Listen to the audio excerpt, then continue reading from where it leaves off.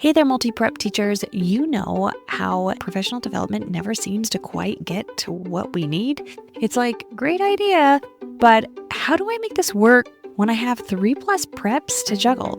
That's exactly why I created the Simplify Your Preps Collective. It's a free Facebook group built just for teachers like you, where we share tips, resources, and real talk about making multi-prep teaching less overwhelming and more doable.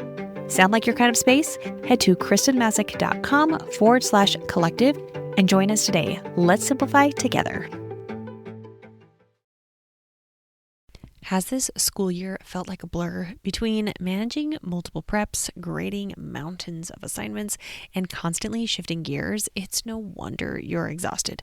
But here's the thing, buried under all that chaos are real wins that you can build on for next year. Welcome to the Secondary Teacher Podcast, the podcast for middle and high school teachers juggling multiple preps to get the strategies to reduce overwhelm so that you don't have to choose between being an effective teacher and prioritizing important relationships. I'm your host, Kristen Masick, a 10-year high school engineering teacher, former middle school assistant principal, and teacher coach. Every week, we will discuss strategies, systems, and time-saving tips to help you not only survive but thrive as a multiple prep teacher. Today, we're diving into how to take everything you've learned this year as a multi-prep teacher and turn it into a framework you can build on for the future. We'll cover how to identify what worked well and what didn't, how to make simple tweaks that save you time and reduce stress, and how to use those wins to streamline your planning for next year. And I'll even share a simple AI prompt you can use to capture your wins and turn them into a game plan. And if this episode resonates with you, make sure you're subscribed. Coming up, we'll talk about how to streamline planning when you're assigned a brand new prep next year, using AI to simplify your end-of-year tasks so that you can actually breathe, and strategies for mapping out your next year's curriculum without starting from scratch. So let's be honest, by the time April hits, most of us are in survival mode.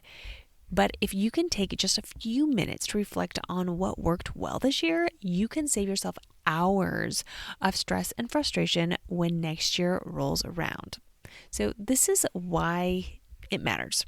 You're still in the thick of it, so your wins and struggles are fresh in your mind instead of something that you have to recall at the end of the summer.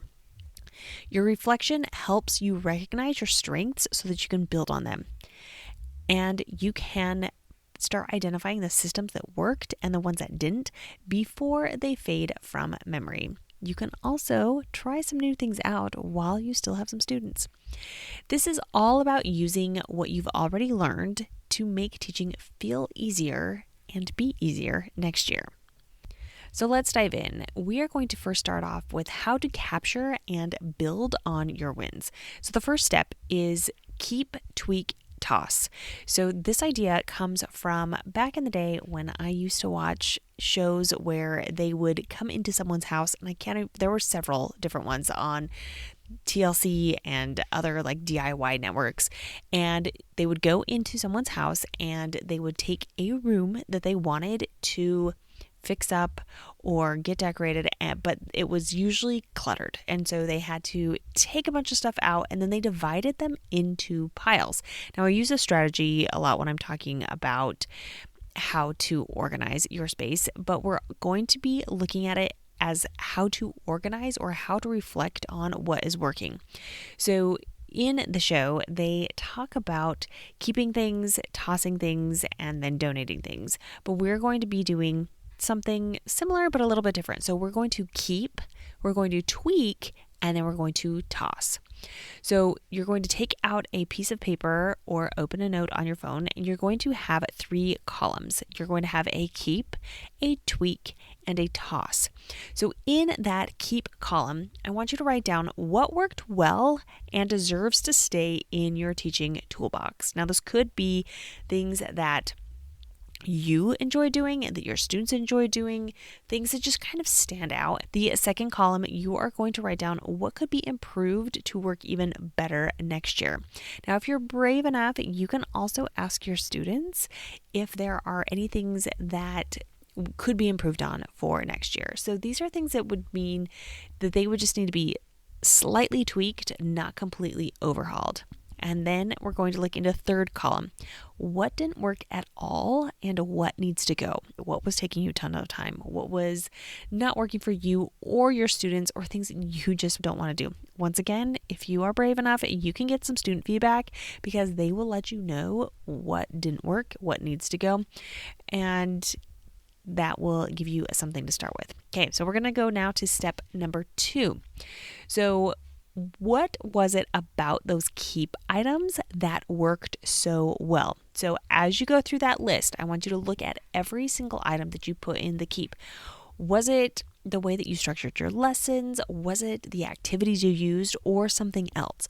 Try to drill down, and that will really help you when it comes to your future planning and some of our future steps. So don't just celebrate the win. I want you to break it down so that you can repeat it next year. This is where things really start to shift in your teaching practice, is when you can repeat what happened. And I'm not just saying the unit in its entirety, because there are certain key elements which you're drilling down to, that those elements can be repeated in different lessons and different units, and even with different content areas. So now let's look at step 3. So we're going to be using AI to capture and simplify your wins. So here's a sample AI prompt that you can use to turn your notes into a game plan for next year. You are a curriculum assistant. Organize my keep, tweak, toss notes into a teaching framework I can use next year. Prioritize flexibility and efficiency. Now remember, when it comes to that keep column, make sure that you have drilled down, because the more information that you are giving your AI tool, the better results you're going to get. So in seconds, you'll have a somewhat structured list of what to keep, change, and improve. As a recap, here's what we covered today. The power of reflecting on your wins while you're still in the thick of teaching. How to use the keep, tweak, toss method to simplify your planning, and a simple AI prompt to turn those reflections into a game plan for next year. So your action step is to set a timer for 10 minutes and fill out your keep, tweak, toss list today.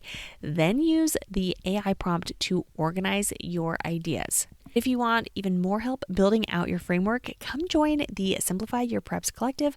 I'm sharing more tips there to make your planning process easier. The link is in the show notes. I'll see you on the inside.